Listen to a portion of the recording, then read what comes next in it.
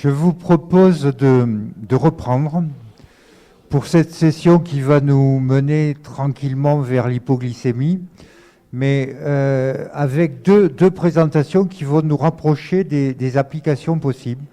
La première qui va nous montrer que des outils sont aujourd'hui déjà disponibles, même s'ils sont encore en cours de développement, pour assurer une sélection des plantes contre les maladies, et qui sera suivie ensuite par une deuxième présentation qui, là, est une présentation de ce qui se passe dans un agrosystème sur le terrain pour pouvoir gérer efficacement des résistances. Donc, je laisse la parole tout de suite à cette présentation, donc Christophe Jacquet, Maxime Bonhomme, sur GWAS.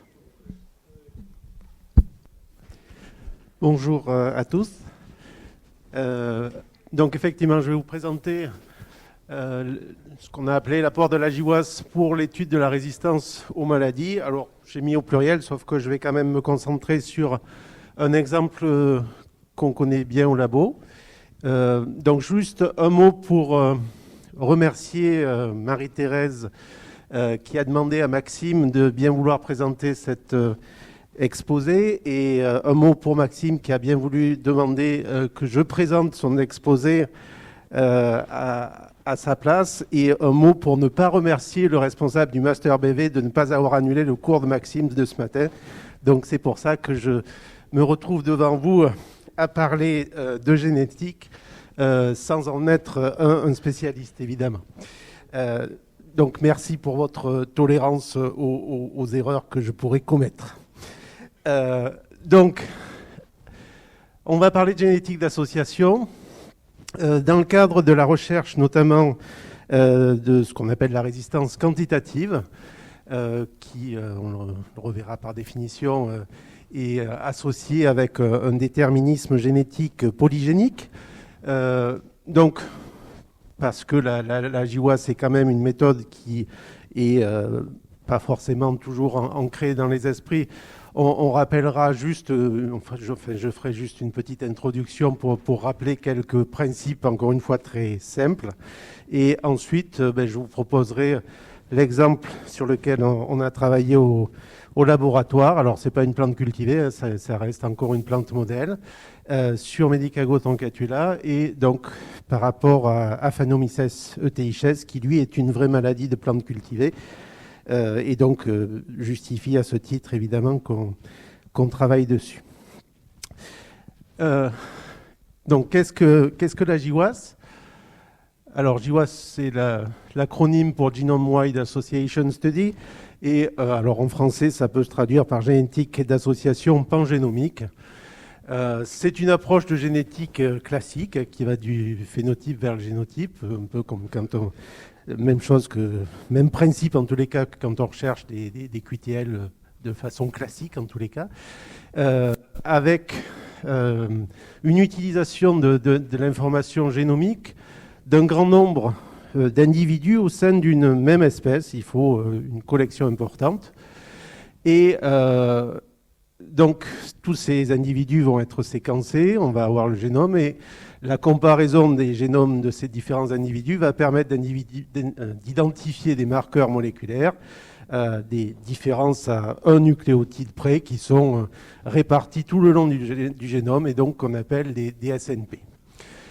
Et puis ensuite, le but du jeu, ça va être de rechercher des associations. Alors évidemment, ça fait appel à un certain nombre de statistiques entre les variations génotypiques et les variations phénotypiques qu'on peut observer. Donc, pour faire une bonne GWAS, il faut une collection d'accessions. Plus on en a, mieux c'est.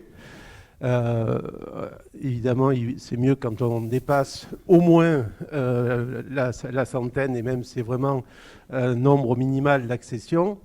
En général, maintenant, ça se fait avec plusieurs centaines, voire quelquefois plusieurs milliers de plantes.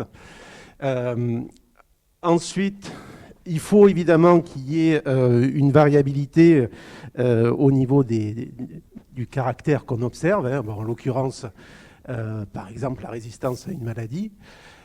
Donc il faut des phénotypes contrastés. Bon, évidemment, on ne le sait pas à l'avance, hein, mais on peut essayer de s'arranger pour essayer quand même d'optimiser la diversité génétique qui existe au sein de la collection. Et donc ensuite, il y a également une étape qui coûte un peu cher aussi, hein, c'est le fait de génotyper finalement l'ensemble des accessions qu'on a recueillies. Mais bon, évidemment, grâce aux nouvelles technologies de séquençage, c'est désormais possible.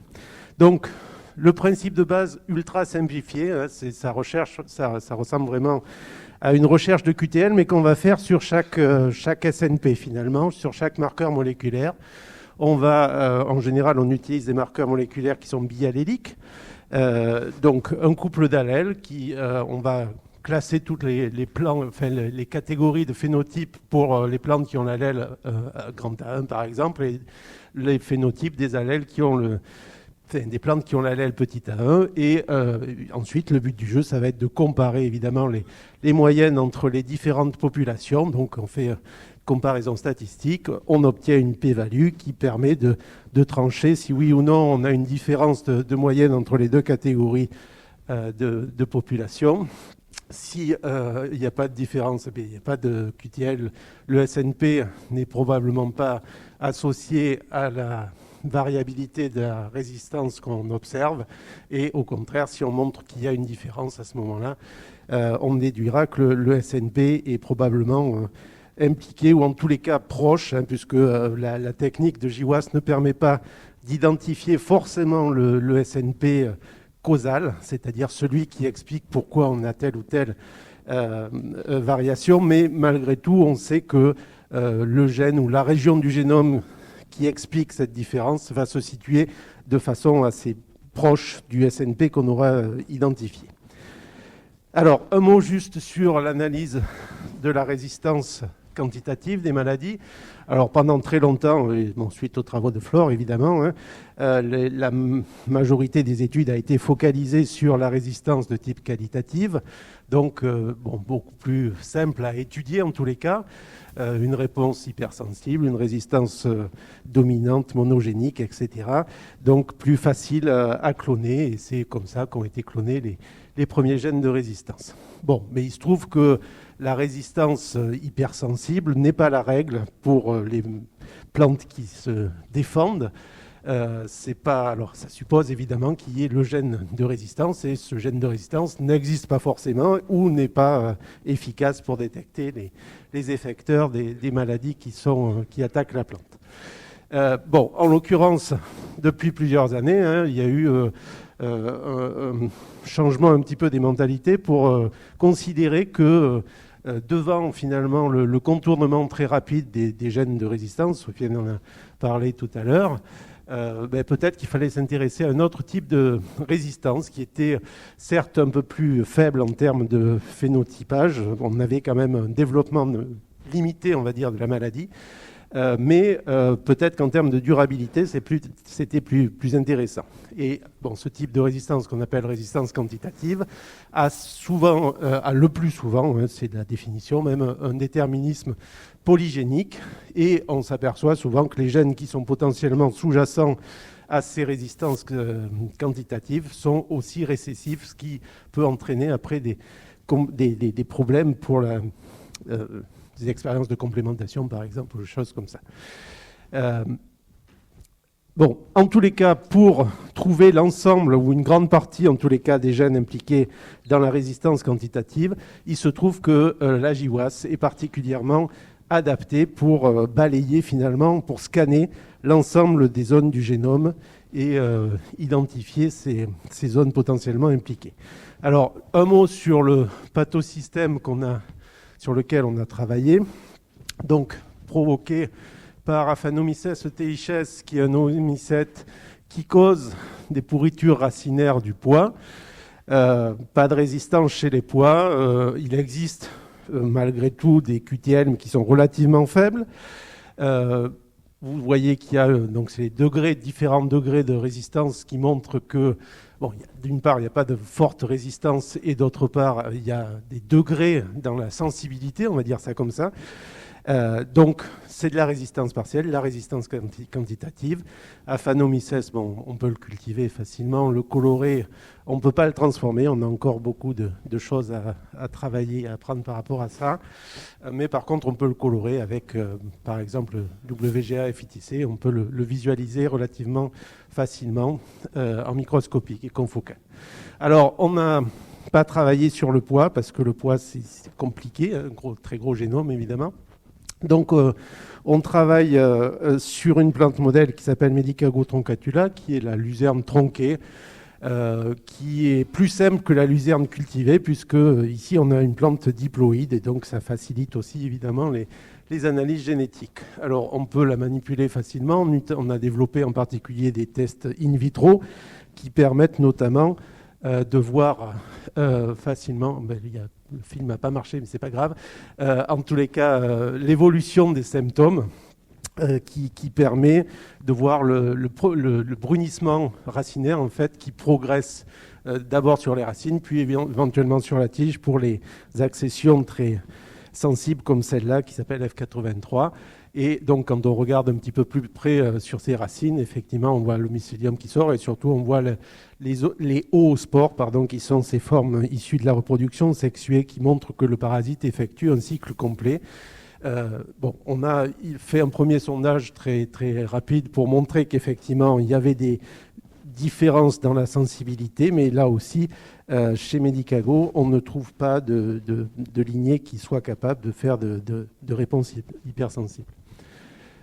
Bon, alors, pour faire de la GWAS, donc la première étape, c'est d'avoir une collection d'accessions de Medicago qui a été récoltée alors, par 3 équipes différentes, une à Montpellier, une à Rennes et une à Toulouse. En l'occurrence, c'était surtout Thierry Huguet qui a travaillé beaucoup sur cet aspect. Donc vous voyez qu'une façon en fait, d'optimiser la diversité probable des accessions, c'est de les récolter dans des environnements extrêmement variés, soumis probablement à différents types de stress biotiques, abiotiques, donc sous des latitudes et des longitudes différentes, donc qui permet encore une fois probablement d'optimiser la variabilité biologique et donc la diversité aussi au sein du génome. Donc cette collection a été multipliée à Montpellier et donc c'est cette collection qu'on a utilisée avec un petit peu moins de 200 accessions parce qu'il y en a qui germent moins bien que d'autres. Donc ça c'est la première étape, une collection d'accessions. Deuxième étape c'est le séquençage de ces accessions. Donc là on a pu bénéficier évidemment d'un gros programme américain qui a été drivé donc, par Nevin Yang. Qui a permis notamment de séquencer, alors en fait beaucoup plus que la collection sur laquelle on a travaillé, 384 lignées de Medicago. Alors il n'y avait pas que du troncatula non plus, mais grâce à la technologie Illumina, donc ils ont pu identifier, comparer les séquences. Et donc vous voyez un nombre très important de marqueurs potentiels, plusieurs millions de marqueurs de type SNP. Qu'il faut quand même encore retravailler avant de faire la GWAS pour des critères de qualité en particulier, éliminer les allèles rares par exemple, ou aussi éliminer certains allèles pour lesquels il n'y a pas suffisamment de données, ou qui ne sont pas bialléliques. Il y en a, voilà. Donc on fait un tri et malgré tout on se retrouve avec 5 millions de SNP, donc ça fait évidemment beaucoup d'informations extrêmement bien réparties sur l'ensemble du génome, et donc on a travaillé avec cette collection. Pour le phénotypage par rapport à Aphanomyces, en fait, donc je vous ai dit, on a développé à Toulouse un test in vitro, donc qui permet vraiment d'avoir en temps réel finalement la progression des symptômes, et donc on peut scanner les boîtes puisqu'elles sont transparentes et mesurer la progression de pourriture racinaire qu'on peut ensuite analyser avec un analyseur. En l'occurrence, ici, c'est Imagy. On mesure la longueur soit des racines, soit du brunissement qu'il y a sur les racines. En parallèle, donc, à l'INRAE de Rennes, ils ont fait des tests, non pas in vitro, mais en serre. Donc, sur la même souche et sur la même collection. Et c'était aussi l'occasion de voir s'il y avait quand même aussi une bonne corrélation entre les tests in vitro, qui évidemment ne sont pas super naturels, et des conditions qui se rapprochent un peu plus de la réalité. Donc, eux, ils utilisent donc un index qui varie de 1 à 5 en fonction de la sensibilité, notamment de la quantité de pourriture racinaire. Donc, nous, on a travaillé sur les tests in vitro, et donc quand on fait de la GWAS, il faut être prêt à travailler beaucoup. Donc, vous avez ici 1/50 du nombre de boîtes qui a été scanné, travaillé, et donc à ce titre, je voudrais aussi remercier quand même Olivier André, puisque c'est lui qui a fait ce travail pendant sa thèse, et c'était pas de tout repos pour lui, évidemment. Ensuite, donc voilà, on a travaillé sur 180 accessions à peu près.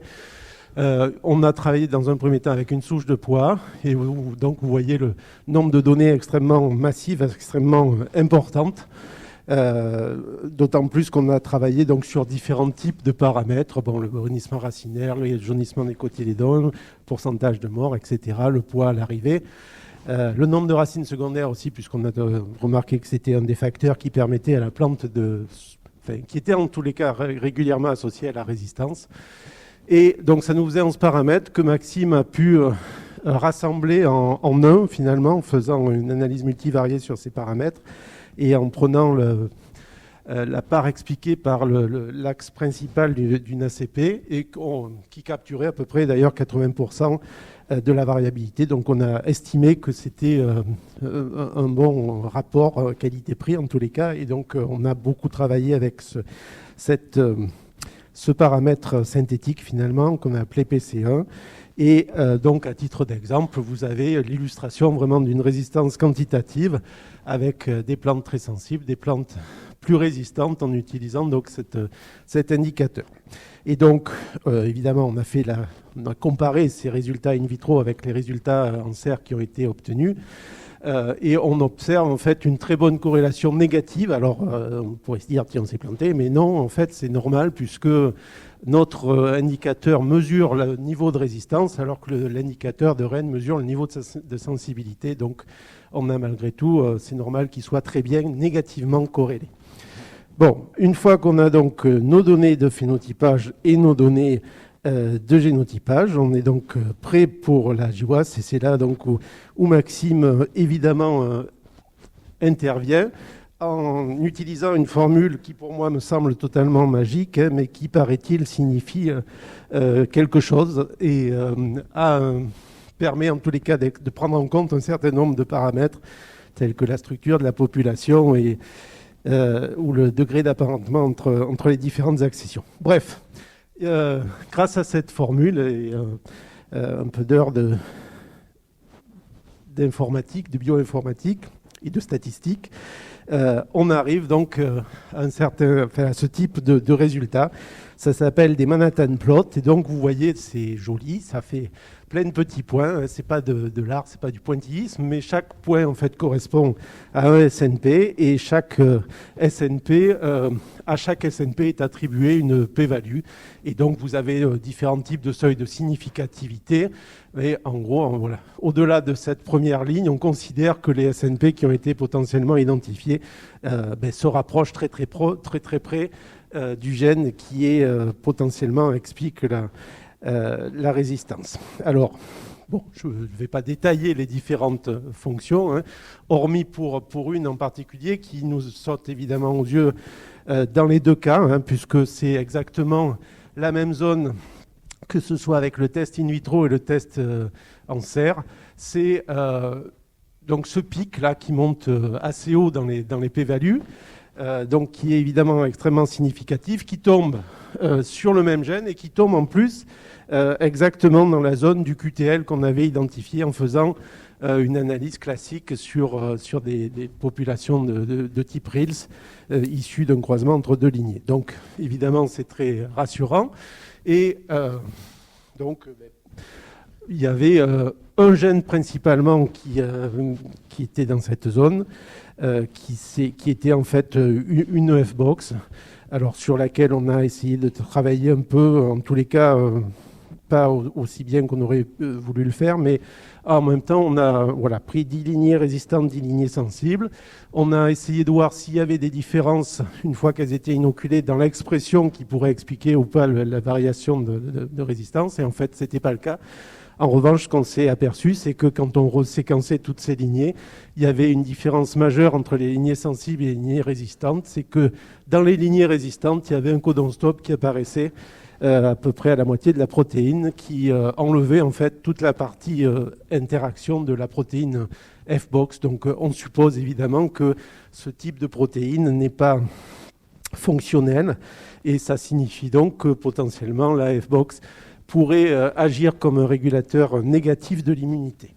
Bon, l'analyse fonctionnelle de ces gènes était très compliquée, il n'y avait pas de mutants, et en plus, il y avait, à côté de la F-box, en fait, c'est un cluster, donc il y a 5-6 F-box très ressemblantes, donc la stratégie était compliquée par peur de redondance. Bon, d'autant plus que l'histoire continue un petit peu, et qu'on s'est aperçu, en travaillant avec une nouvelle version du génome qui arrivait un peu après, que il nous manquait une petite zone là, qui n'était pas bien couverte par des SNP, et que dès que la nouvelle version du génome est apparue, cette zone a été largement plus recouverte, et on retrouve certes la F-box ici, mais vous voyez qu'on a ce nouveau pic qui est largement plus significatif, et ce pic, c'est presque fini, contient un gène de résistance, enfin un gène dont a parlé Sofiane ce matin, de type NLR, quoi, avec une kinase qui est aussi juste à côté. Donc les kinases sont aussi connues pour être impliquées largement dans les réactions dans l'induction des réactions de défense. Voilà, donc ça fait évidemment partie de nos nouveaux meilleurs amis. Et en termes de gènes, on a lancé évidemment un certain nombre d'investigations par rapport à ces gènes-là. Et donc, on a les constructions, soit pour les surexprimer, soit pour au contraire les éteindre. On avait commencé à faire des transfos qui ont été en partie perdus au niveau du confinement. Donc c'est un peu à refaire tout ça, et voilà. Donc on en est là par rapport à ces gènes-là. On a fait d'autres souches, d'autres analyses GWAS par rapport à d'autres souches d'Aphanomyces, 5 souches qui sont issues soit de pois, soit de luzerne, où on a pu mettre en particulier en évidence quelques QTL communs qui sont donc potentiellement des cibles intéressantes pour des programmes d'amélioration, soit chez la luzerne, soit chez le pois. Et enfin, en dernière diapositive, je dirais que Maxime a beaucoup travaillé sur la GWAS, la mise au point, l'optimisation de la GWAS. Il a développé d'autres outils, en particulier ce qu'on appelle le score local, qui permet en fait d'amplifier le signal associé au Manhattan plot que je vous ai dit. Et ça permet en particulier d'identifier les petits QTN, ce qui explique 5 ou 10% de la variation du phénotype observé. Mais on sait qu'on peut y avoir accès grâce à cet outil. Bon, voilà. Après, on a utilisé la GWAS dans d'autres pathosystèmes, donc en particulier avec Thomas Rey qui est dans la salle, où il a travaillé sur un autre homicète, Phytophthora palmivora, et l'utilisation de la GWAS a conduit à identifier un gène en particulier qui s'appelle RAD1 et qui est en parallèle connu, ou qui a été démontré comme étant connu comme étant un régulateur positif de la mycorhisation. Donc très probablement, voilà, la GWAS ne permet pas seulement de mettre en évidence des gènes de résistance, mais aussi des gènes de sensibilité, ou en tous les cas de compatibilité avec les micro-organismes.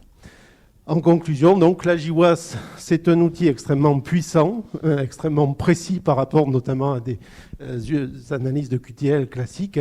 On n'est plus du tout à 5-10 centimorgans. Là, quand on trouve un SNP, on peut s'attendre à ce que le gène soit à quelques kb autour de ce SNP. En général, voilà, l'intervalle de confiance qui est défini par des équipes de liaison montre qu'on est à 1 ou 5 gènes près en fonction de la densité du gène dans la zone. C'est évidemment très bien adapté à toutes les analyses de caractère polygénique, mais évidemment, vous avez vu que ça demande un très gros investissement, notamment au niveau du phénotypage. Une dernière diapo pour remercier Maxime Gandalf, que je considère toujours comme un magicien quand il fait ses tests, et donc Olivier, Émilie qui a travaillé sur notamment les constructions, et donc Marie-Laure Pilet-Nayel pour sa collaboration qu'on a eue à Rennes, enfin avec Rennes, voilà, lors du projet ANR qu'on avait. Merci à vous, merci de votre attention.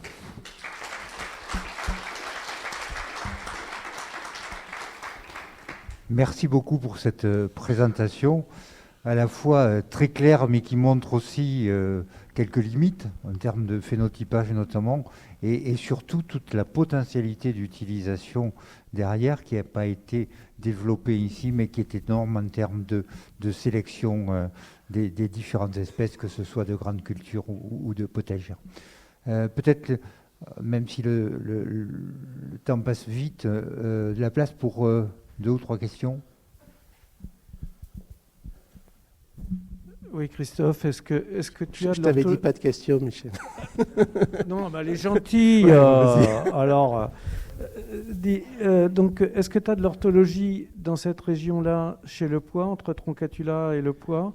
Et si oui, est-ce que tu allais faire de la GWAS dans différents... Enfin, vous, toi ou vous, dans différentes accessions de Poix, etc. Voilà.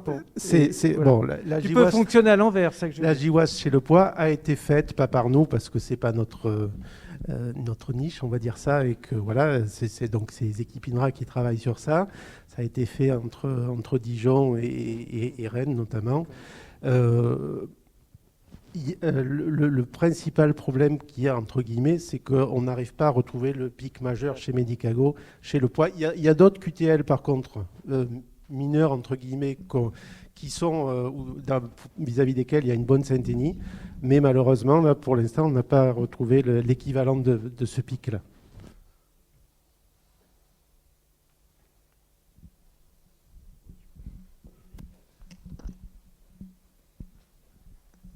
Bonjour, j'ai une question un peu plus générale concernant la génétique ou la résistance quantitative. Est-ce que tu crois, parce que là je n'ai vraiment pas d'idée là-dessus, est-ce que pour des caractères quantitatifs où il y a beaucoup d'autres aussi à petit effet qui interviennent aussi, est-ce que la syntonie entre les différentes espèces, entre un modèle et une espèce cultivée, va vraiment emmener très loin pour l'amélioration des espèces cultivées? Bon, le problème, c'est que c'est évidemment pas forcément les petits QTL qu'il faut cibler pour améliorer les espèces agronomiques, quoi. Et bon, malgré tout, c'est ce que je disais avant, hein, il y a quand même un certain nombre de petits QTL qui colocalisent avec ce qui a été démontré chez le Poix. Donc, malgré tout, si on arrive à pyramider ces petits QTL, probablement qu'on peut quand même améliorer la productivité. Merci. Autre question? Écoutez, je vous propose de passer à la présentation suivante, donc Elisabeth Fournier, qui va nous montrer qu'en fait, quelque chose qui est absolument pas nouveau, mais peut-être revisité aujourd'hui avec les connaissances, permet d'imaginer que dans certains agrosystèmes, on pourra mieux gérer la pérennité des résistances à une maladie.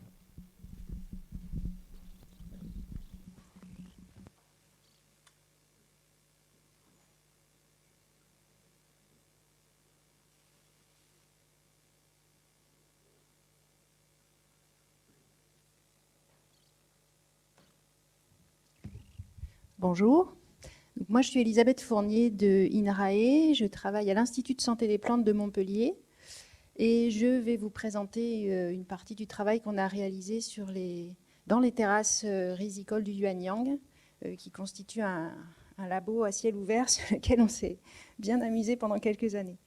Donc je remercie tous les organisateurs de ces journées et merci beaucoup pour l'invitation. Je remercie déjà Jean-Benoît Morel qui a été à l'initiative du montage de ce projet. Donc, une minuscule introduction pour vous dire que la diversification des agrosystèmes, c'est un levier potentiel sur lequel on pourrait agir et sur lequel il y a beaucoup de choses qui se font en ce moment pour mieux contrôler les maladies. Donc, vous n'êtes pas sans savoir que l'intensification de l'agriculture et notamment l'homogénéisation des paysages et de l'utilisation des variétés, donc des génotypes de plantes identiques sur des immenses surfaces, exercent des pressions de sélection énormes sur les populations de pathogènes, d'agents pathogènes et conduisent à des évolutions rapides de ces populations avec des contournements des résistances, comme on en a déjà longuement parlé ce matin. Donc là, le fait de diversifier les agrosystèmes et notamment de promouvoir l'hétérogénéité des autres pourrait possiblement aider à contraindre cette adaptation pour ralentir l'évolution des populations d'agents pathogènes et aller vers des systèmes qu'on pourrait qualifier d'evolutionary proof vis-à-vis de ces populations de pathogènes. Bon, ça pose une question fondamentale qui est de mieux comprendre comment ces populations d'agents pathogènes et les interactions hôtes pathogènes, donc vraiment les interactions entre gènes de résistance et effecteurs des pathogènes, évoluent dans des peuplements hôtes qui seraient diversifiés, et notamment, dans le cas qui nous concerne ici, de la diversification à l'intérieur d'une même espèce de plante. Et donc, on s'est intéressé à cette question-là en se focalisant sur un pathosystème qu'on connaît bien et sur lequel on travaille depuis longtemps dans notre unité, qui est l'interaction entre l'agent fongique responsable de la périculariose du riz, donc qui maintenant s'appelle Péricularia oryzae, mais qui avant s'appelait Maniaportae oryzae, donc Sofiane a brièvement évoqué ce matin. Donc l'interaction entre Péricularia oryzae et le riz. Donc vous avez ici des illustrations de lésions que cause la périculariose à l'échelle du collet, donc juste à la base de la panicule et qui empêche le remplissage des grains. Ici, vous avez une image de Maniaportae oryzae qui est en train de pénétrer à l'intérieur d'une cellule hôte, et là, une lésion de Maniaportae oryzae, enfin de Péricularia oryzae sur une feuille de riz. Alors, les terrasses du Yuanyang se situent en Chine, dans le sud-est de la Chine, dans la province du Yunnan, presque à la frontière avec le nord du Vietnam et le Myanmar, Laos. Donc ici, précisément, c'est une région montagneuse, donc, qui couvre à peu près un peu moins de 7000 hectares. Les altitudes varient entre 300 et presque 2000 mètres, et l'ensemble de la montagne est terrassé comme ça par des petites parcelles qui sont cultivées essentiellement par du riz. Dans cette zone-là, il y a une diversité de variétés de riz incroyable, puisqu'il y a eu jusqu'à 100 variétés traditionnelles de riz qui ont été recensées dans la zone à un moment donné. Et en moyenne, il y a une quarantaine, enfin dans la zone dans laquelle on a travaillé, nous, qui se situe à une même altitude, aux alentours de 1800 mètres, il y avait à peu près une quarantaine de variétés, quand on y a été, qui étaient recensées. Donc il y a une variété traditionnelle assez emblématique qui s'appelle Atsuche, et on sait qu'elle est cultivée depuis plusieurs siècles, donc on peut dire qu'elle est durable, puisqu'elle n'a pas été, en tout cas, remplacée par d'autres. Les rendements sont pas si mauvais que ça, en fait, dans la zone. C'est une zone où, en théorie, il n'y a pas de pesticides, on pourra y revenir dans la discussion si vous voulez, et où il y a la fertilisation qui est utilisée essentiellement animale. Donc il y a plusieurs maladies qui sont présentes sur le riz, qu'on voit quand on va dans les champs, mais ce qu'on sait, c'est que historiquement, il n'y a aucune crise sanitaire majeure qui a été rapportée. Donc c'est une zone où tout se passe de façon non mécanisée. Vous voyez que, en fait, jusqu'à il y a 30 ans, il n'y avait même pas de route qui allait jusque là-haut. Et une fois qu'on arrive dans le village, après, il n'y a plus de route. Tout se passe à dos d'hommes ou à dos de bêtes. Donc tout se fait à la main. Et c'est aussi une zone où il y a une très forte diversité culturelle. Donc toute cette zone-là, il y a énormément de ce que les Chinois appellent les minorités ethniques. Donc il y en a beaucoup aussi dans la zone, et principalement la minorité qui est la plus représentée, c'est les Hani. Donc on a commencé par essayer de caractériser la diversité du riz dans les terrasses. Donc là, je vous montre des premières données, mais qui maintenant sont en train d'être revisitées par des données de séquençage plus poussées. Donc à l'époque, ce qu'on a fait, c'est qu'on avait collecté un certain nombre de plantes sur place, qu'on a génotypées en utilisant la technique du GBS, qui nous a permis de génotyper environ 5000 SNP dans l'ensemble du génome du riz. Et on a, donc c'est les accessions en noir, enfin les branches noires sont des accessions, les 96 accessions qu'on avait récoltées dans la zone, et qu'on a comparées à des accessions représentatives de la diversité mondiale du riz. Donc ce qu'on a vu là, c'est que la grande majorité des plantes qu'on avait récoltées dans les terrasses sont des riz qui se rapprochent des riz indica, donc qui sont des variétés de type indica, et que donc les plantes qu'on avait récoltées se regroupent entre elles par nom de variété. Mais vous voyez que la variété Atsuche, ce n'est pas un seul génotype, mais c'est bien une population d'individus. C'est pour ça qu'on les appelle des variétés traditionnelles ou land races en anglais. Donc des variétés populations qui sont un ensemble d'individus apparentés entre eux. Même chose pour ces variétés-là. Et un petit nombre de variétés, pas très nombreuses, sont aussi cultivées dans la même zone en sympatrie avec les variétés indica. Et là, sont des variétés de type plutôt proche des japonica. Et c'est des riz qui sont utilisés, c'est des riz glutineux qui sont utilisés de manière très particulière dans l'alimentation, notamment pour des cérémonies religieuses. Donc voilà, on a un paysage qui est constitué de toutes petites parcelles, avec des parcelles qui sont côte à côte et qui ne sont pas forcément cultivées par la même variété. À l'intérieur de chaque parcelle, il y a donc de la diversité entre individus. Et en plus de ça, il y a les deux sous-espèces de riz qui sont très différentes quand même l'une de l'autre, qui sont cultivées dans la zone. Donc ça soulève trois questions qui nous ont beaucoup intéressés. La première, ça a été de comprendre quelle est la conséquence de cette co-culture entre les sous-espèces japonica et indica. C'est des choses qu'on ne retrouve pas beaucoup ailleurs. La deuxième, c'est de comprendre quelle est la conséquence de cette très grande diversité haute, en tout cas dans les variétés indica, sur l'évolution des populations de pathogènes. Et la troisième, c'est que vous allez voir que dans la zone, il y a une variété un peu particulière qui a été introduite et qui a beaucoup pris d'ampleur pendant quelques années. Et voilà, on s'est demandé si cette variété, qu'on pensait être une variété moderne, avait des conséquences aussi sur l'évolution des populations de pathogènes. Donc pour la première question, donc ça a fait le travail d'une thèse qui a été encadrée par Jean-Benoît Morel et puis notre collègue Huichuan Huang en Chine. Donc là, le papier est paru dans eLife. Et donc ce qu'on a fait, c'est qu'on a fait une approche de ce qu'on sait faire en fait de la génétique des populations du pathogène. Qu'on a commencé par s'intéresser, on a récolté un certain nombre d'individus qu'on a génotypés à l'époque avec 13 marqueurs microsatellites et on s'est demandé quelle était la structure des populations de l'agent pathogène quand il était récolté soit sur des riz japonica, donc c'est ce qu'on a appelé les isolats japonica born, ou des riz indica, donc indica born. Et ce qu'on a tout de suite vu, ce qui est sauté aux yeux, c'est qu'il y avait une très forte structuration des populations donc de Maniaportae, enfin de Pyricularia, oryzée, entre les japonica born et les indica born, qui forment deux clusters génétiques qui sont distincts.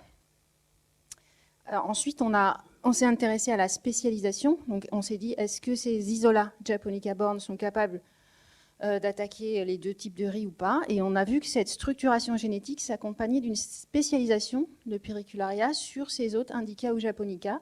Donc, sur le terrain, les individus qu'on récolte sur indica sont majoritairement tous d'ailleurs, quasiment, dans ce groupe-là. Ceux qu'on récolte sur japonica sont tous de ce groupe-là, et jamais l'inverse. Et on a vérifié que c'était aussi vrai en inoculation contrôlée au laboratoire. Donc, il y a une spécialisation, donc une structuration des populations qui s'accompagne d'une spécialisation des populations sur chacune des deux sous-espèces de riz. Et ce qu'ont pu montrer Jean-Benoît et Jingjing, c'est que, en fait, l'explication très probable est liée au système immunitaire de l'hôte qui est très différent entre les japonica et les indica. On sait que les plantes de type japonica possèdent peu de gènes de résistance majeurs. J'ai oublié de vous dire que dans ce pathosystème, il y a des interactions gène pour gène bien connues, avec des gènes de résistance majeure et des effecteurs qui sont reconnus par ces gènes de résistance. Et il y a aussi des interactions de type quantitative. Donc, les plantes de type japonica possèdent peu de gènes de résistance majeure. À l'inverse, ils ont une forte résistance basale. Et c'est l'inverse pour les plantes de type indica, qui, eux, possèdent beaucoup de gènes de résistance et une faible résistance basale. Donc, ce qui se passe, c'est que les isolats qui s'adaptent sur ces plantes-là, pour pouvoir contrer ces gènes de résistance, en fait, donc ces gènes de résistance reconnaissent beaucoup d'effecteurs. Donc, pour pouvoir se développer sur ces plantes-là, les populations vont perdre ces gènes d'avirulence, donc perdre des effecteurs. Et du coup, en perdant ces effecteurs, ils deviennent moins efficaces sur ces plantes qui, eux, ont une forte résistance basale. Donc, il y a besoin de beaucoup d'effecteurs sur ces plantes-là pour pouvoir se débrouiller. Et c'est l'inverse pour les populations qui évoluent qui ont coévolué sur les plantes de type japonica. Elles ont gardé beaucoup d'effecteurs pour pouvoir contrer cette résistance basale, mais du coup, elles sont fortement reconnues par ces gènes de résistance et elles sont moins capables, moins efficaces sur ces plantes ou pas efficaces du tout sur ces plantes indica. Donc on a bien une adaptation locale par spécialisation des populations sur les deux types de plantes liées au système immunitaire de l'hôte. Donc on est dans un système de cette co-culture en fait contraint la population de pathogènes, elle la divise pour mieux régner. Le pathogène ne peut pas s'adapter à la fois sur les deux hôtes, en tout cas pas efficacement. Donc ensuite on s'est un petit peu on a passé du temps sur voilà, pour mieux comprendre la conséquence de cette diversité très élevée dans les variétés indica et ce que ça pouvait faire cette fois sur les populations de pathogènes. Est-ce qu'on allait observer le même type de phénomène, de divide to range phénomène? Donc on a effectivement caractérisé un peu plus finement cette diversité très élevée au sein des variétés indica. Et ce qu'on a fait là pour mener ce travail, c'est qu'on a travaillé sur des échantillons pairés, c'est-à-dire qu'on a récolté au champ des plantes malades et on a isolé une souche, on va dire, de cette plante malade, mais on a gardé la plante. Et ce que je vais vous montrer là, c'est vraiment l'analyse d'échantillons pairés. Donc là, ces plantes-là, on les avait déjà génotypées en GBS. Donc on avait un petit peu plus de SNP parce qu'on ne les a pas comparées là, au reste de la population mondiale. Donc on a pu exploiter plus de SNP. Et là, je vous montre à la fois le résultat d'un arbre généalogique qui a été reconstruit sur ces plantes, donc, et puis une analyse de structuration des populations. À nouveau, on voit que la variabilité génétique à l'intérieur de cet échantillon regroupe bien les plantes par variété. Donc on a tous les Atsuche qui forment un cluster. Ici, on a Xiaogu, Hongjiao, Baijiao et Hongjiang sur lequel je reviendrai après. Et en face, donc, on avait les isolats prélevés de ces mêmes plantes. On a fait la même chose, mais cette fois, on a carrément séquencé le génome complet du champignon. C'était plus simple. On a fait exactement la même chose. Et on a aussi reconstruit un arbre. Là, on avait plus de SNP puisqu'on avait les génomes entiers. On a vu aussi que la population du pathogène était structurée génétiquement. Donc, on a pu mettre en évidence 7 clusters. En revanche, ce qu'on voit, c'est qu'il n'y a absolument aucun lien entre la structuration chez le pathogène et la structuration chez l'hôte. Il n'y a aucune costructure génétique entre l'hôte et le pathogène. Ça, c'est un premier signe, contrairement à ce qu'on voyait tout à l'heure entre japonica et indica, c'est un premier signe que, visiblement, il n'y a pas d'adaptation locale du pathogène à cette diversité hôte très forte. En tout cas, pas de costructure génétique entre population hôte et pathogène. Alors, ce qu'on a fait ensuite, c'est qu'on a pris les mêmes échantillons pairés et on a phénotypé par inoculation croisée. On a pris chaque plante et on a pris chaque plante et on a inoculé dessus tous les isolats. Donc, on s'est retrouvé avec une matrice. On avait 46 plantes et 46 pathogènes issus de ces mêmes plantes. Une matrice 46 x 46 qu'on a phénotypée à la fois pour les interactions qualitatives et quantitatives. On a fait ça 3 fois. Et pareil, ça fait un petit nombre d'interactions à analyser. Donc là, je vous montre le résultat des interactions qualitatives. Quand les cases sont oranges, c'est que l'interaction est compatible. Quand elles sont grises, c'est qu'elle est incompatible. Et puis, entre les deux, il y a un petit peu tout. Non, pardon, quand elles sont vertes, elles sont incompatibles. Quand elles sont orange foncé, elles sont compatibles. Et ce qu'on voit, c'est que la matrice, elle est essentiellement orange. Donc, ce qui montre que dans cette zone-là, tous les gènes de résistance sur indica ont été contournés par les populations de pathogènes. Il n'y a plus quasiment d'interaction incompatible. Il n'y a plus que de la résistance quantitative qui agit. On a analysé donc maintenant cette interaction quantitative en utilisant aussi les analyses d'images pour ce qu'on a mesuré là, c'est la surface de feuilles infectées. Donc plus c'est rouge, plus cette surface est importante. Et plus on va vers le vert, et moins cette surface est importante. Donc j'ai organisé ici la matrice de la manière suivante. Vous avez les plantes ici et les pathogènes ici. Les plantes ici sont rangées par... Donc on ne les a pas toutes prises. On n'a pas pris les 46 parce qu'on avait des problèmes pour multiplier certaines. Enfin, tout n'a pas marché. Donc on en a 33 là, on a une matrice 33 x 33 il me semble, et j'ai organisé les plantes par variété, donc Baijiao, Atsuche, Hongjiao et Xiaogu, et puis les pathogènes sont rangés ensuite par leur plante d'origine en fait. Donc la première ligne, c'est le pathogène qui a été issu de cette plante-là. Donc sur la diagonale, vous avez les échantillons pairés. Ce qu'on voit tout de suite, c'est que la matrice, elle n'est pas très rouge, elle n'est pas plus rouge sur la diagonale qu'ailleurs. Elle n'est pas plus rouge dans les carrés où il y a les isolats qui sont issus d'une même variété qu'ailleurs. Donc là encore, ce qu'on montre en faisant cette analyse-là, c'est qu'il n'y a pas plus d'adaptation locale d'un isolat sur sa plante d'origine ou sur les plantes de la même variété que sa plante d'origine. Donc c'est ce qu'on voit aussi ici, hein, c'est les mêmes données qui sont représentées autrement. Donc les isolats issus d'Atsuche, par exemple, inoculés sur Atsuche, Baijiao, Hongjiao ou Xiaogu, n'ont pas une meilleure performance sur Atsuche que sur les autres. Et c'est vrai pour tous les autres isolats. Donc clairement, on n'a pas d'adaptation locale dans cette situation-là. On a le maintien de génotypes de péricularia oryzés qui ont l'air plutôt d'être ce qu'on a appelé nous généralistes, en tout cas qui ont une performance plutôt moyenne sur tous les individus. Donc sur tous les individus et toutes les variétés indica traditionnelles.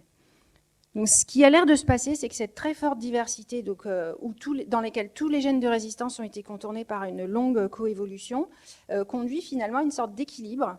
Là, c'est un autre moyen en fait, de diviser pour mieux régner, c'est-à-dire que plutôt que de s'adapter à sa plante ou à sa variété d'origine, on est moyen partout, parce qu'on ne peut pas trop faire autrement. Alors, si j'ai encore un peu de temps, parce que j'ai pas trop mesuré. Donc là, je voulais juste vous mentionner rapidement une situation un peu particulière. On a eu la chance d'arriver en 2015, 16 et 17 sur le terrain, à un moment où en fait il y a une variété alors appelée moderne par les Chinois, qui prenait beaucoup d'ampleur et qui avait beaucoup de succès auprès des agriculteurs. Donc cette variété, elle s'appelle Hongyang. Vous l'avez vu quelque part dans les arbres, dans les données précédentes. En fait, elle était issue du croisement entre deux variétés traditionnelles et normalement suivi de rétrocroisement pour fixer un petit peu la diversité. Bon, en fait, ce n'est pas le cas, on pourra y revenir dans la discussion. Toujours est-il que cette variété-là, on a un collègue en sciences sociales qui a travaillé avec nous sur le terrain, qui a mené des enquêtes auprès des fermiers, des chefs de village et des chamans dans 9 villages de la zone, et qui s'est rendu compte que dans certains villages, cette variété, elle était très fortement cultivée, elle représentait plus de 50% des surfaces, et elle prenait le pas sur toutes les variétés traditionnelles. Donc c'est ce qu'on voit ici. Vous avez ici un certain nombre de variétés traditionnelles, dont Atsuche en vert, Hongyang est en rouge. Et ce que Mourad, notre collègue, a pu voir, c'est que en fait, les villages se rangeaient en 2 catégories, grosso modo. Des villages qui restaient très traditionnels, où Hongyang n'était pas plus utilisé que les autres variétés, versus des villages où Hongyang représente la majorité des surfaces cultivées. Et il a interrogé les fermiers de ces différents villages sur plein de choses, mais notamment sur la perception qu'ils avaient des maladies dans leur village. Et là, ce qui est assez intéressant, c'est que les fermiers qui sont dans ces villages traditionnels disent « bon, les maladies, il y en a, mais moi, ça ne me gêne pas. L'impact, pour moi, il est faible. » Et les fermiers dans les villages modernes, donc qui utilisent Hongyang beaucoup et depuis quelques années, nous disent oui, ben alors là, les maladies, il y en a, mais il commence à y en avoir quand même un peu plus. Vous voyez que leurs réponses, elles vont vers le very strong un petit peu plus souvent.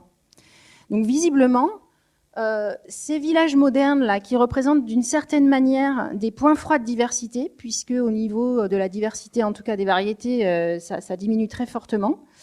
Il n'y en a plus qu'une, grosso modo, qui domine. Ça semble être très rapidement accompagné, au dire des fermiers, d'impact sur les maladies. Donc on a commencé à creuser la question, on n'a pas complètement terminé. Ce qu'on a commencé par faire, on a fait la même chose, on est retourné sur le terrain et là on a échantillonné sur Atsuche et Hongyang, donc la traditionnelle et la moderne, dans des villages modernes et traditionnels. Et puis on a commencé par génotyper tout le monde avec nos marqueurs microsatellites favoris. Vous voyez que sur Atsuche, en gros, quel que soit le type de village, on a pu, on a trouvé, sur 65 isolats, on a trouvé cette diversité génotypique là. Et vous voyez que sur Ongyang, la diversité est complètement réduite et il y a deux génotypes de péricularia majoritaires qui ont, donc la variété Ongyang, elle a l'air de réduire fortement et de sélectionner seulement certains isolats. Et ensuite, on a refait les mêmes manips d'analyse des interactions quantitatives. Donc à nouveau, on a pris des isolats issus de Atsuche, voilà, qu'on a inoculés sur Atsuche et sur Ongyang. Vous voyez que quand on prend les isolats qui ont évolué sur Atsuche, qu'on les inocule sur Atsuche et Ongyang, ils ont une performance donnée et identique sur les deux variétés à peu près. Donc ça ressemble à ce qu'on a vu tout à l'heure. Ils ne sont pas plus performants que sur une variété que sur l'autre. En revanche, ces isolats-là, qui viennent de Ongyang, eux aussi sont également performants sur les deux variétés. En revanche, ils sont significativement plus agressifs que ceux qui viennent de Atsuche. Et on est en train de réanalyser ces données-là au regard de la provenance de ces isolats en fonction des villages modernes ou traditionnels. Donc, ce qui semble se passer, c'est que la réduction de la diversité, donc plutôt dans ces points froids en tout cas de diversité là, haute, il semble que cette variété-là, elle entraîne une réduction de la diversité de la maladie, enfin de notre champignon, sur cette variété nouvelle, et que cette variété nouvelle sélectionne des génotypes plus agressifs. Alors ce qui est embêtant, c'est qu'ils sont plus agressifs sur tout le monde. Donc c'est vraiment une situation qui n'est pas idéale. Voilà, donc en résumé, dans cette situation, ce labo à ciel ouvert, là, donc quand on co-cultive deux sous-espèces de riz japonica et indica, on entraîne l'adaptation locale des variétés. Quand on cultive ensemble de manière très diversifiée des variétés, donc on crée une véritable mosaïque. En plus, ce que je ne vous ai pas dit, c'est que ça changeait dans le temps. Hein. Un agriculteur, une année, il va planter celle-là, puis l'année d'après, il en choisira une autre. On maintient des génotypes péricularia de péri qui sont généralistes et aux performances modérées. Et quand le paysage devient envahi par une même variété, là, on voit émerger des génotypes de péricularisés qui sont visiblement adaptés, en tout cas à cette variété, en tout cas plus agressifs. Donc on réduit la diversité et on change les interactions.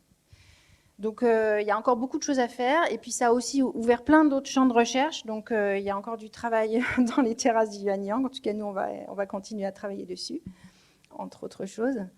Et donc, je voulais remercier tous les gens qui ont participé. Donc, Jean-Benoît, bien sûr, qui est maintenant le directeur de l'Institut de santé des plantes de Montpellier. Sajid Ali, qui a fait un postdoc chez nous et qui a beaucoup travaillé sur les interactions, l'analyse des interactions dans les variétés indica. Pierre Gladieux, qui est très impliqué aussi. Notre collègue Hui Chuan en Chine. Et voilà, tous les autres participants à l'étude. Je vous remercie pour votre attention.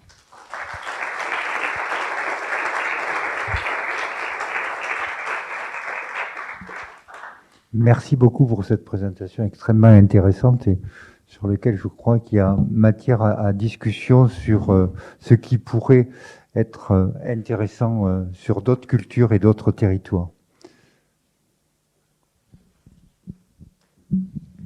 J'avais une question par curiosité. Comment, du coup, les agriculteurs maintiennent cette diversité? Quel est leur savoir-faire ou leur connaissance là-dessus?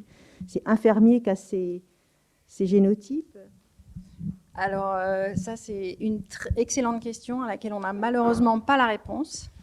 Donc, ce que Mourad a beaucoup documenté dans ses enquêtes, c'est que c'est le système d'échange des variétés. Donc, on ne sait pas très bien comment cette diversité est maintenue. Par contre, on commence à mieux comprendre comment elle est échangée.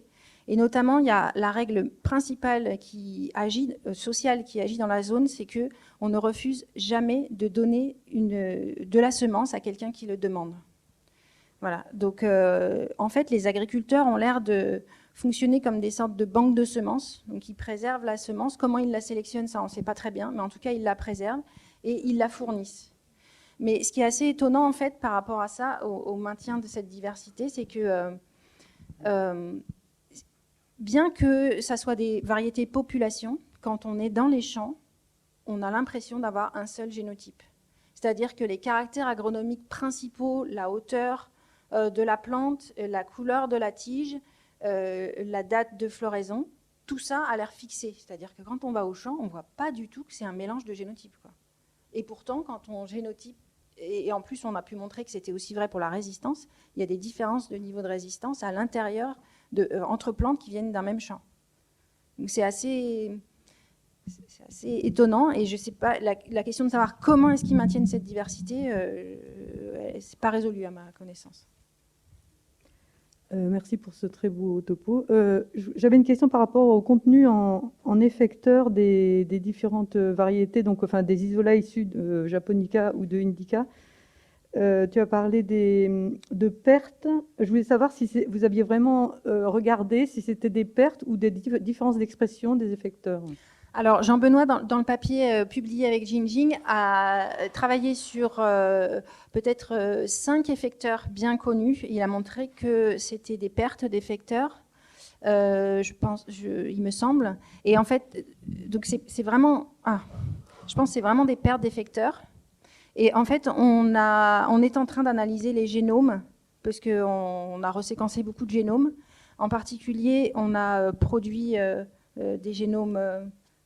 long range, donc presque télomère à télomère, d'isolats qui viennent soit de Japonica, soit d'Indica. Donc on a 2 génomes de référence pour chacune des populations, plus un certain nombre de réséquençages.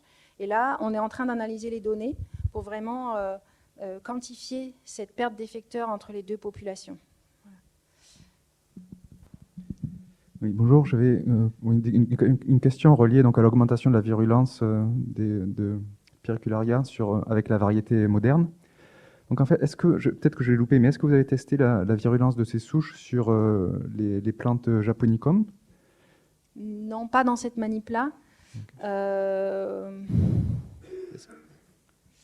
Est-ce qu'on s'attendrait à un trade-off du coup ce qui risque de se passer, c'est que comme c'est des isolats qui ont coévolué depuis longtemps, alors peut-être pas ceux qui sont passés sur cette variété moderne, mais c'est quand même des isolats qui sont adaptés aux Indica, donc qui risquent d'être assez peu efficaces sur les riz Japonica. Ça, on l'a vérifié par d'autres manips, quoi. Et du coup, donc, est-ce que vous expliquez l'augmentation de virulence? Enfin, quand on met plus de variétés modernes, est-ce que c'est seulement la diminution de la proportion de Japonicum qui est cultivée qui pourrait expliquer cette sélection de souches plus agressives? Est-ce que vous auriez la même chose s'il y avait juste plus d'Indica de manière générale, ou est-ce qu'il y a aussi un effet de la diversité génétique à l'intérieur de la variété moderne par rapport à la diversité d'Indica? Alors, ce que j'ai peut-être pas dit, c'est que là, la variété moderne, c'est aussi une variété Indica, hein. Donc, en fait, là, on est plus trop dans le contexte de Japonica versus Indica. La variété moderne, elle est aussi une variété Indica, en fait. Elle est le produit d'un croisement entre 2 variétés traditionnelles Indica. On ne sait pas très bien comment ensuite elle a été gérée. Visiblement, ils ont essayé de fixer la variabilité à l'intérieur de cette nouvelle variété, mais ça n'a pas trop bien marché. Donc non, je pense que... alors, nous, ce qu'on est en train d'explorer comme hypothèse, c'est que le fait quand même de ne cultiver plus qu'une seule variété, bien que ça soit encore une variété population, visiblement, le fait de ne plus cultiver que celle-là change des choses dans la dynamique de sélection de certains effecteurs à l'intérieur des populations de manière portée. Grosso modo, ce qu'on suppose, c'est que là où il y a énormément de diversité de variétés, c'est possiblement des signatures de sélection de type balancé au loci effecteur qui sont la règle. C'est-à-dire qu'il y a une très grande diversité qui est maintenue de manière à pouvoir être à peu près efficace partout, mais pas super efficace sur une variété donnée. Et quand on diminue la diversité, qu'on n'offre plus finalement qu'un sous-ensemble de diversité aux pathogènes, il y a probablement un changement de régime de sélection à ces loci effecteurs, et qui pourrait expliquer l'augmentation d'agressivité avec certains loci effecteurs qui augmentent en fréquence pour être plus efficaces sur cette variété-là. C'est ce qu'on est en train de tester avec les nouvelles données de génome qu'on a, mais voilà, c'est en train de sortir des séquenceurs. Donc. Oui, je m'associe aux remerciements pour la très très belle présentation à plus d'un titre. J'aurais 2 questions très générales. J'imagine que vous avez forcément discuté de ça un petit peu avec Jean-Benoît, au moins autour d'un café. Est-ce que oui ou non, ça peut être considéré comme un très bel exemple d'intensification écologique, hein? Tu as parlé toi-même de laboratoire en introduction à ton exposé. Alors du coup, les deux questions générales, c'est d'abord, je ne suis pas un spécialiste des niveaux de rendement de riz. Tu as dit qu'ils n'étaient pas si mauvais. Voilà. Est-ce que tu peux nous préciser un petit peu plus où on se situe par rapport à ça? Et tu as fait référence, allusion au début aussi, sur l'absence totale d'intrants, mais c'est peut-être discutable. Est-ce que tu peux préciser un petit peu les choses par rapport à ça? Je peux. Merci. Pour la première question, je crois que les rendements moyens, alors ça dépend aussi de, peut-être Sofiane pourra préciser, il connaît mieux les chiffres que moi, mais il me semble que les rendements moyens sont autour de 9-10 tonnes à l'hectare dans les régions rizicoles où le riz est cultivé de manière intensive. Là, on est à 7 tonnes hectares. Pour une région où le riz est cultivé de manière très traditionnelle. Alors, il y a sans doute des variétés élites qui permettent d'atteindre des rendements plus forts que ça, mais donc, en tout cas, par rapport à, on va dire, un rendement moyen ailleurs dans le monde, c'est pas si dramatique. Mais par contre, ce qui est assez frappant, c'est le fait qu'il n'y ait pas de crise sanitaire qui ait été rapportée. Bon, après, on est en Chine, hein, quand même. Donc, voilà.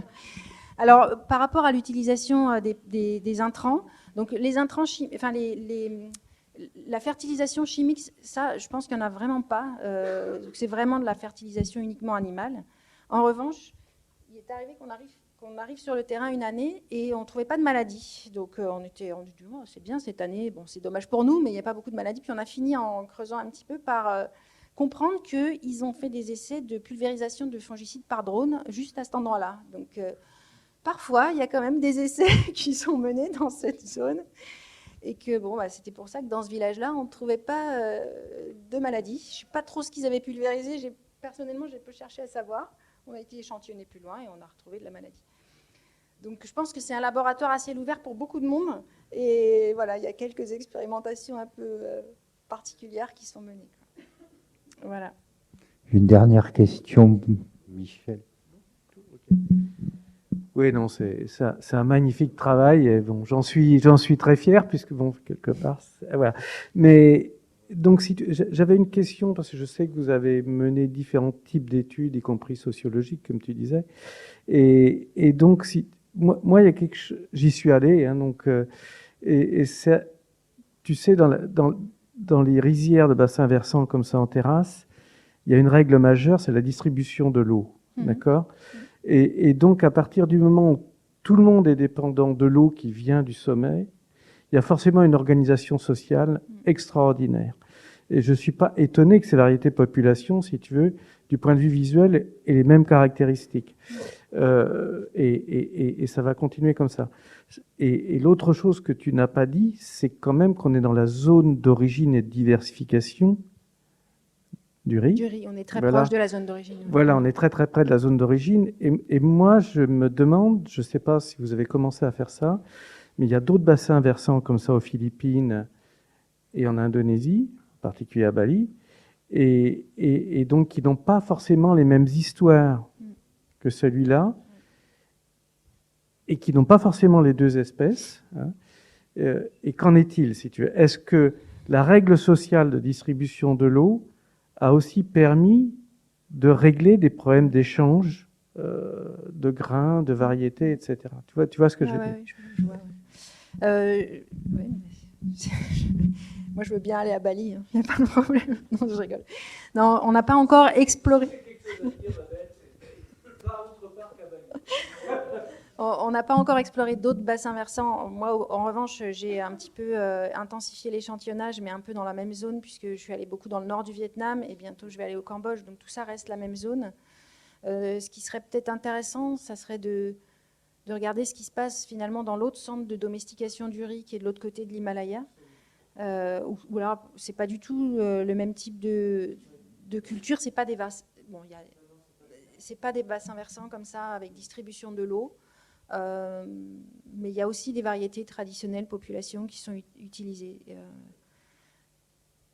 Mais c'est sûr que c'est pas seulement... Enfin, c'est toute la structure sociale probablement, et l'histoire aussi qui explique beaucoup de choses déjà dans cette concentration de diversité dans la zone. On a des informations qui disent que Les minorités ethniques en fait, qui cohabitent dans cette zone-là sont pour beaucoup des minorités ethniques qui ont fui d'autres régions parce qu'elles étaient persécutées et qui se sont réfugiées dans ces régions montagneuses. Et probablement, elles sont arrivées avec leur variété. Alors, elles ne sont pas venues de l'autre bout du monde, hein, mais elles sont venues de régions proches.